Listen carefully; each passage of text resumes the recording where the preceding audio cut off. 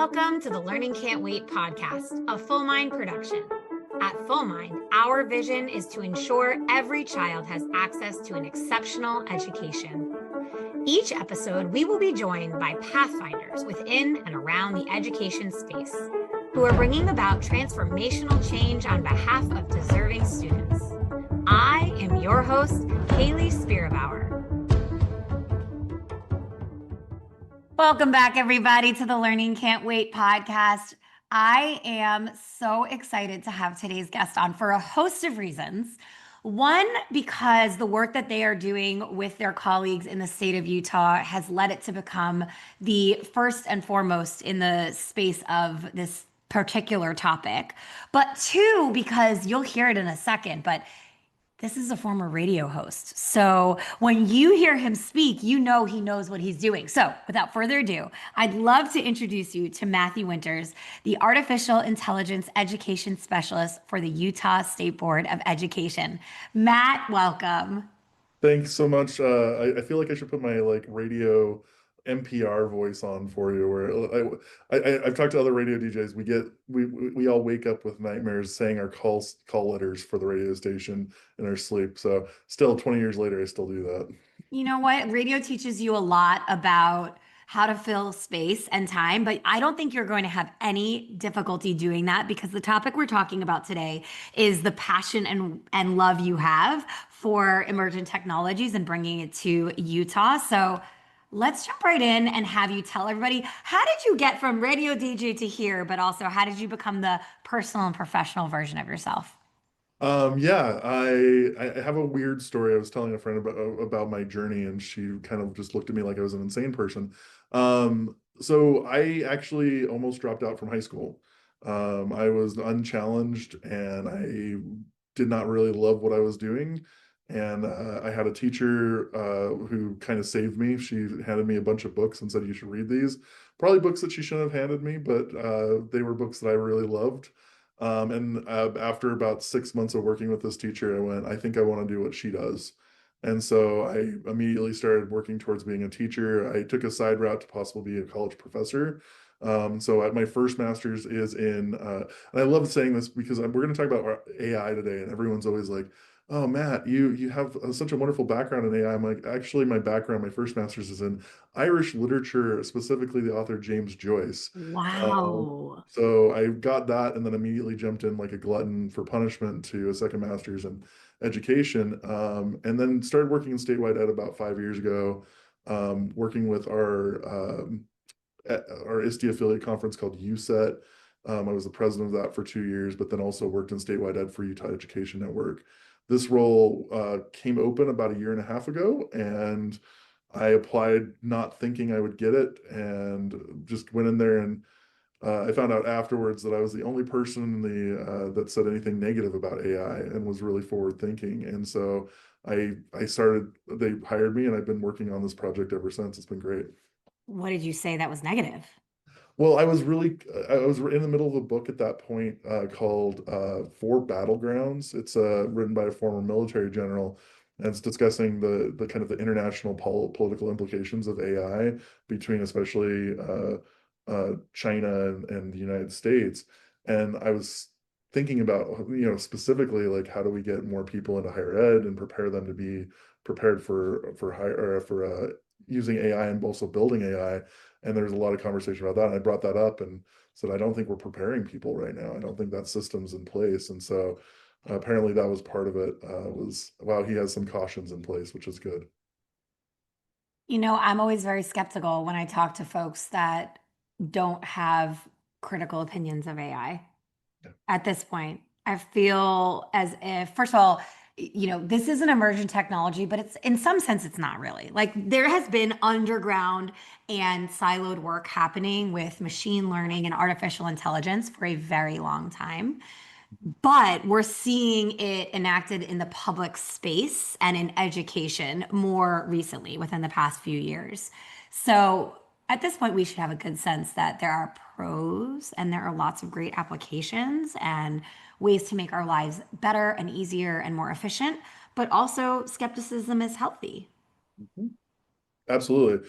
I I think when we talk about any emerging technology, we have to, like, this is something I bring up quite frequently, is we have to understand that this was, as a commercially viable technology, generative AI really hit in November of 2022 with ChatGPT. And before that, we have, as one of my favorite scholars here in the area in Utah says, we had lots of different animals in the zoo of AI. And then here comes generative AI, and all of a sudden it hits everyone equally at once. And 3 years later, just about 3 years later, we're still trying to deal with the ramifications of that on a lot of different areas, not just in education. And so we have to have some sort of skeptical eye because all the research isn't in yet. Well, we look at preliminary studies and some people quote those as gospel. And I'm like, well, we need to have a much larger body that presents all aspects of this, and then we can make judgments about it. But I think it's going to be 3 to 5 years before we get there. I think having that kind of skepticism where, yes, we understand that there's some guiding lights and there's some positives, and we're especially starting to see that in Utah. But to have a keen eye to what are the problems that be coming down, and making sure that we're not over relying on AI in any way, shape, or form. It's healthy. It's very healthy. And I appreciate that approach to it because ultimately we should always be willing to have what is it, strong opinions loosely held, right? And as we learn more information, we can revise our opinions and we can change our perspectives. And I think that's a healthy way to approach the world. No, Matt, I just met you in Utah at NREA's annual conference, and it was fantastic. You are so tall in person, and I'm not. So that was a really fun learning. But I also learned a lot about what's happening in Utah at that conference. Can you set the stage for folks that aren't familiar with why Utah's name comes at the top of the list when we talk about AI and emerging technologies? Absolutely. I talk a lot about this because I think it's a really interesting situation here in the state, as opposed to other states. There's lots of states doing amazing work, and I'm not trying to denigrate anybody. It's everyone's working as fast as they can. It's just we have some special circumstances here in Utah. So it comes down a lot to human capital. Technology is a big important part of that, but unless you have the ecosystem of people to support the technology, build the technology, and then also maintain it over time and then proselytize it, not going to be able to actually get it in function. And so I always point to three big things. One is that we have a long-standing set like culture of investing in new technologies and innovation. We have a lot of collaboration across the state, whether it be in our Four Corners region all the way up to Northeastern, whatever it is. We have regional service centers and statewide groups that really meet together pretty frequently to make sure that we're all developing together. And the third thing is that we have open expertise shared. Like everyone, I haven't met very many people that gatekeep here in the state of Utah, particularly around technology, but especially around AI. Everyone's trying to solve this. Let's work together. And so, just kind of illustrate that, Utah in 1994 invested through the governor in building the statewide infrastructure for the internet in schools and hospitals. And so, if you go into a publicly funded school in the state of Utah, the internet's free. And it's usually, if you're on the Wasatch Front, it's around 400 gigabits per second right now. If you're going down the backbone, it gets less capacity as you go down, but there's more and more rural areas. And just last week, we started work on the second to last school in the state of Utah that doesn't have hardwired internet, which is Navajo Mountain. Utah Education Network's doing that work, and it's pretty incredible to see that being laid. The last school is a very, very rural school. It's in the Grand Canyon, essentially. And so they still have internet funded through the state, but hopefully someday soon they'll be able to have hardwire. That kind of investment, we don't see that in other states in kind of the long term build. And so that has enabled us to have a network that can provide the capacity for AI in our schools. And so on top of that, being able to do collaborative work around contracting and sharing expertise about what's working, what's not, has just provided so much growth over such a short span of time here in Utah. I was particularly fascinated by learning about the fiber optics being laid across the state and the final two schools that remain. Just so folks can get a sense, can you tell everyone how many students that final school has? Yeah, this is a school that's in the Four Corners region. It's a school district called San Juan. San Juan is geographically about the size of Massachusetts, Connecticut, and Rhode Island put together, but has just about 1,000 students in the entire district. To get to Navajo Mountain, you have to go about 3 hours down south into Arizona and then back up because geographically there's this thing called the Grand Canyon that's in our Mm-hmm, state. mm-hmm. And so there's only a few students there. I think it's less than I'd have to go back and look at the numbers, but it's not a large amount.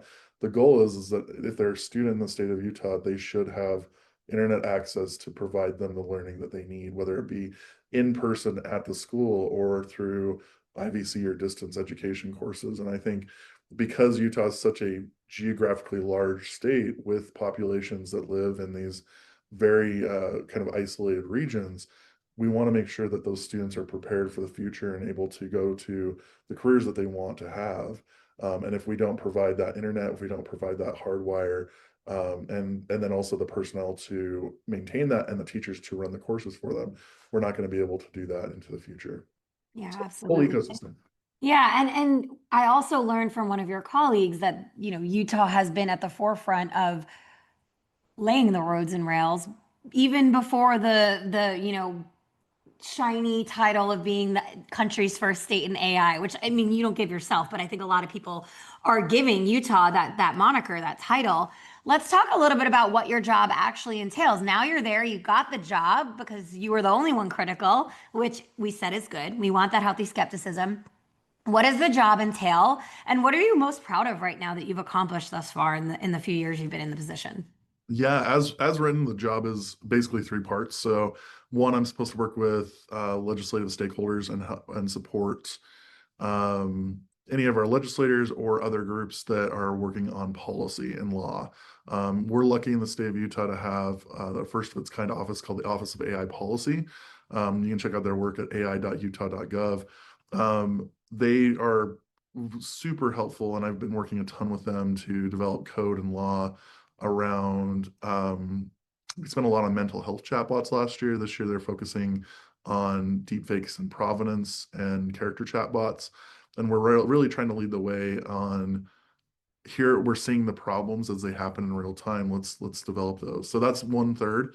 The second third is that I'm supposed to support our districts and charter schools in how they work on their own policies and then any support that they need. So that has basically been a lot of training, which I can talk about here in a second, but also supporting their superintendencies and boards to develop those policies and give them thumbs up, thumbs down, and from an expert perspective.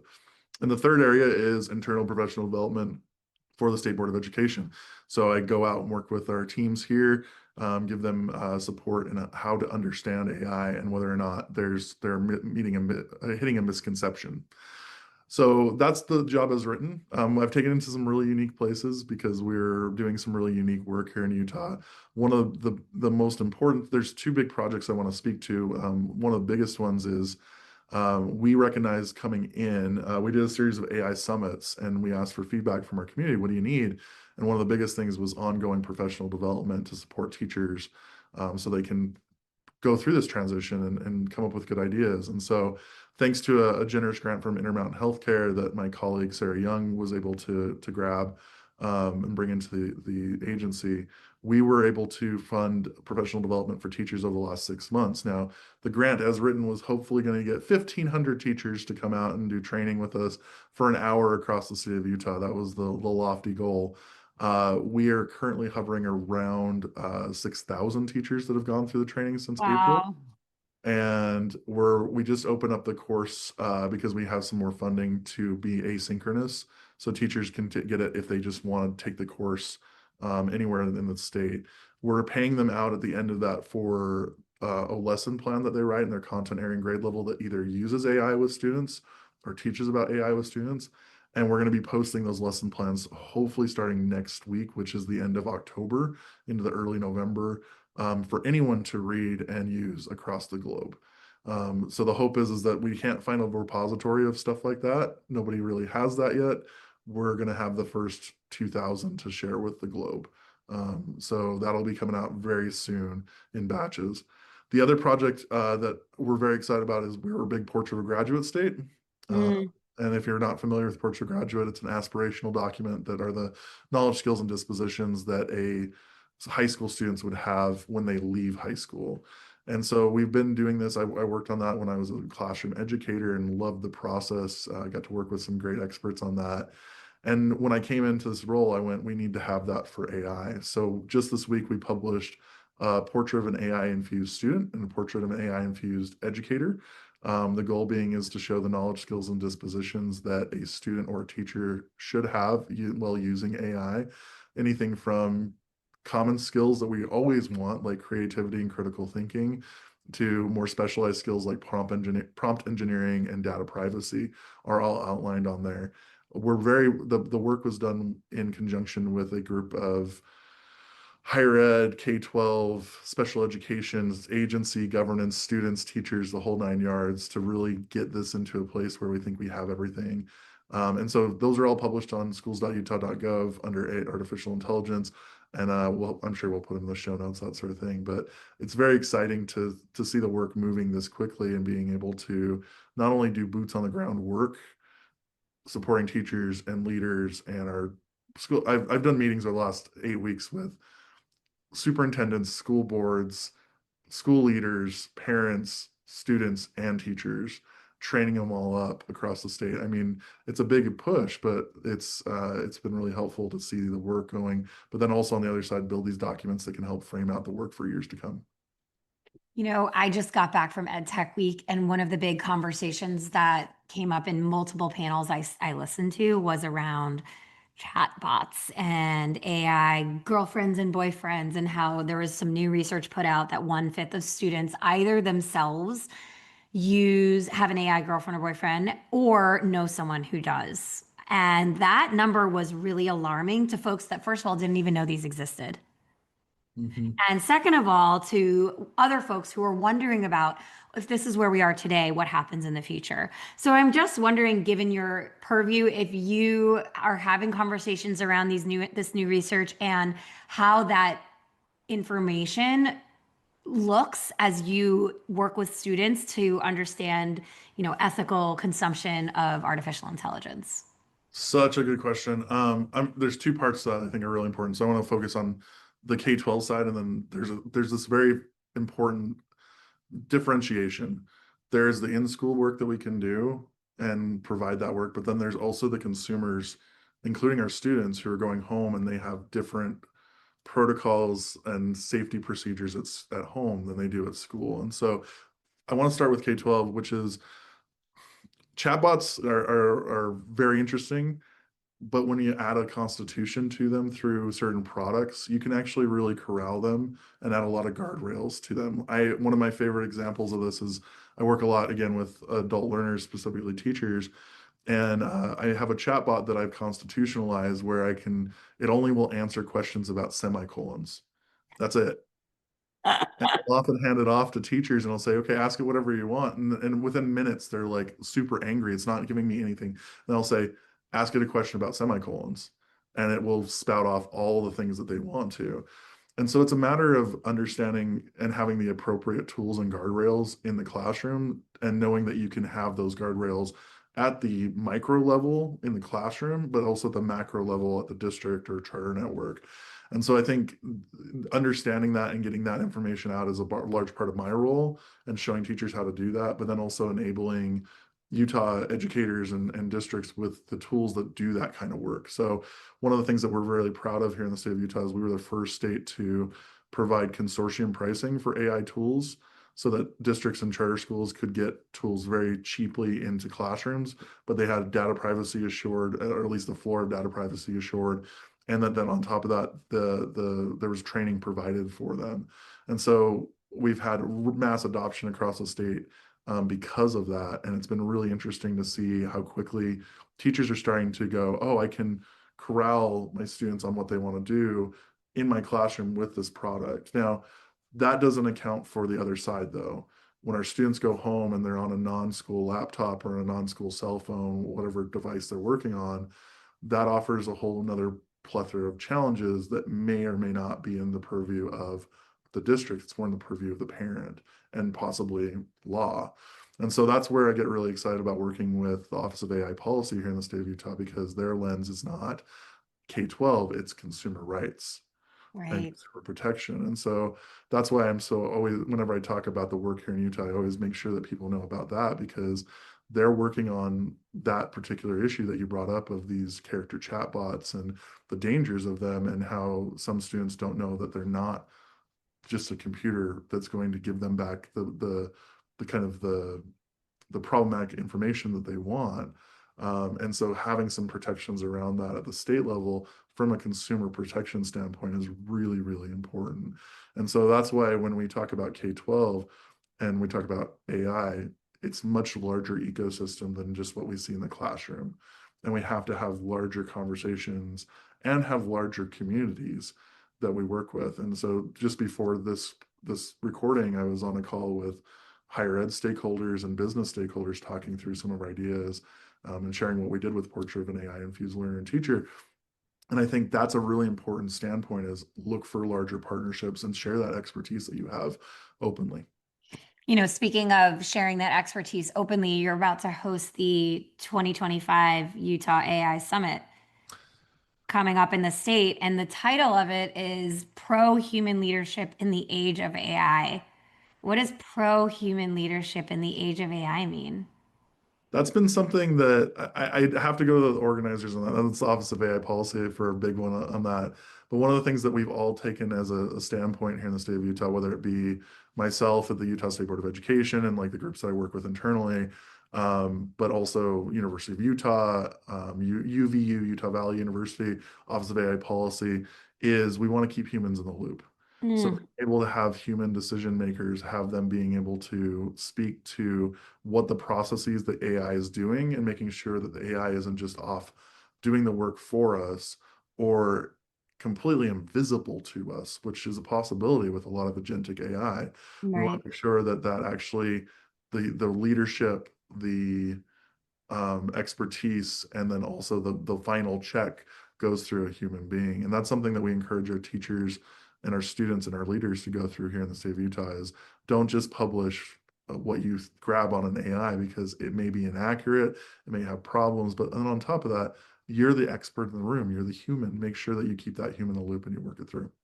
I heard a really interesting conversation at the last conference I was at this week, which was the Begin Early Learning Summit. And it was, there was a panel on AI and how early we should be introducing literacy, like AI literacy, into our children's lives.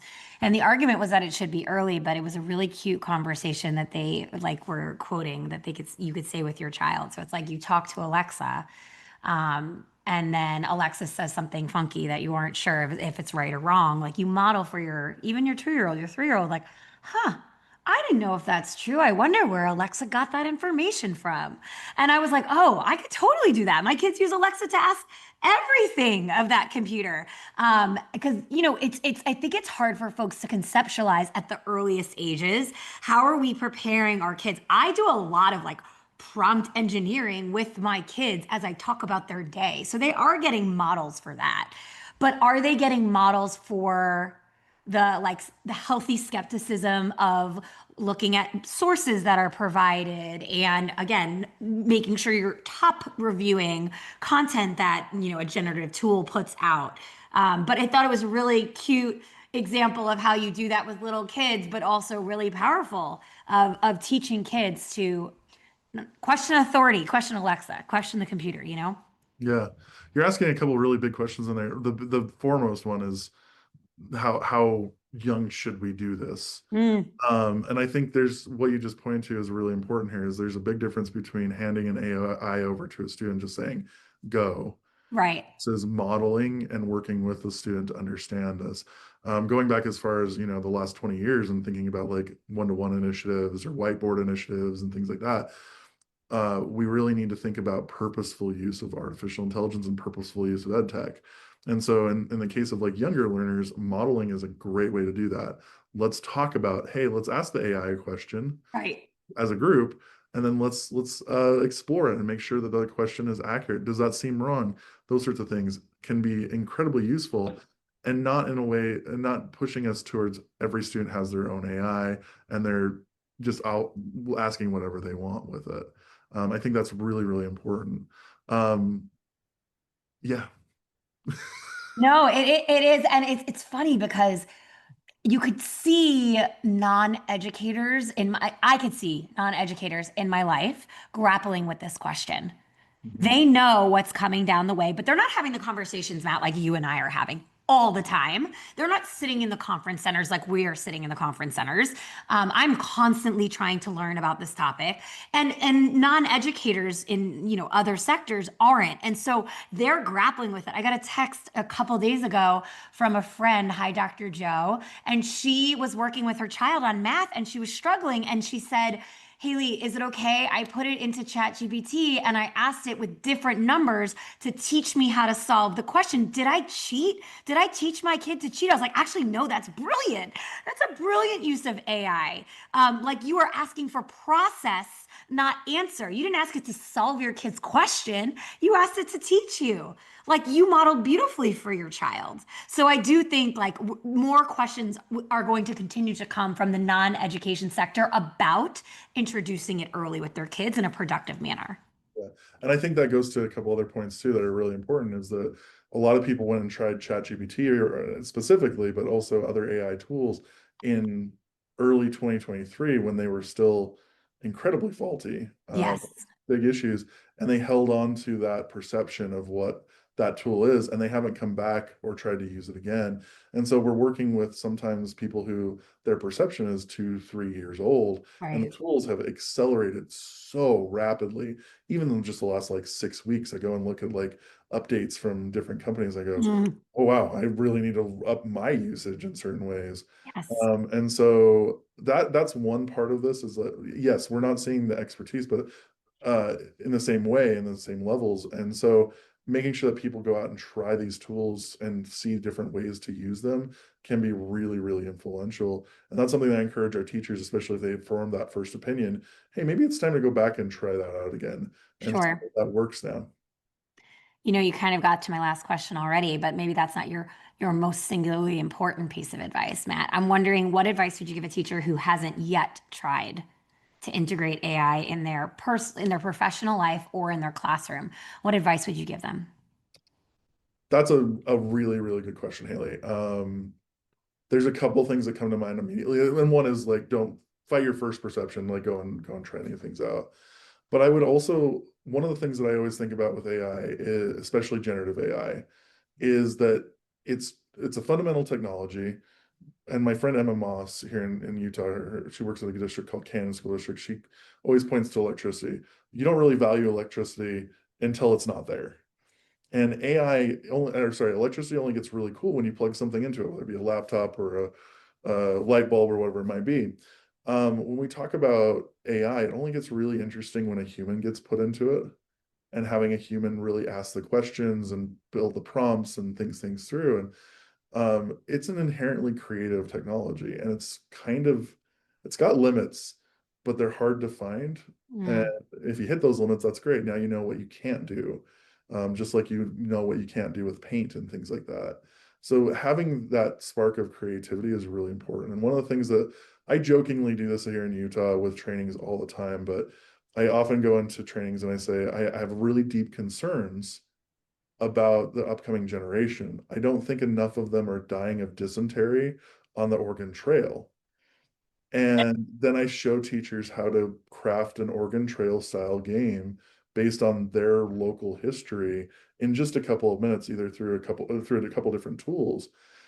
That's a level of creativity that is very quick now. It's easy to access.